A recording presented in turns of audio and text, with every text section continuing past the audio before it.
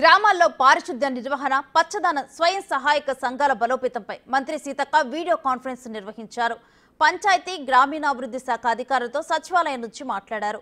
స్వచ్ఛదనం, పచ్చదనం సక్సెస్ చేసేందుకు అందరికీ సీతక్క అభినందనలు తెలిపారు. జిల్లా స్థాయి అధికారుల నుంచి పారిశుద్ధ్య కార్మికుల వరకు బాగా కష్టపడ్డారన్నారు. మంచి పనితీరు కనబరిచిన సిబ్బందికి ఆగస్టు 15న సన్మానిస్తామన్నారు.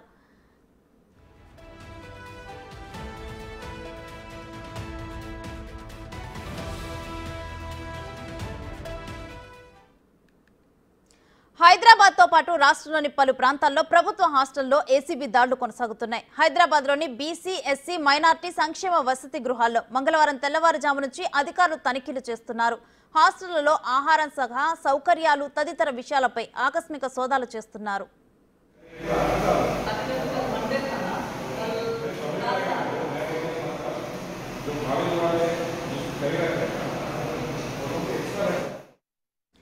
మల్లాపూర్లోని బీసీ బాయ్స్ హాస్టల్లో ఏసీబీ అధికారులు సోదాలు నిర్వహించారు. ఏసీబీ డీఎస్పీ ఆనంద్ కుమార్ ఆధ్వర్యంలో ఈ తనిఖీలు నిర్వహించారు. హాస్టల్లో ఉంటున్న విద్యార్థులు ఎంతమంది, రికార్డులో ఎంతమంది రాశారు అనే విషయంపైన ఆరా తీశారు. అనంతరం రికార్డులను పరిశీలించారు. ఇక హాస్టల్లో జరుగుతున్న అవకతవకలపై అధికారులు విచారణ చేపట్టారు.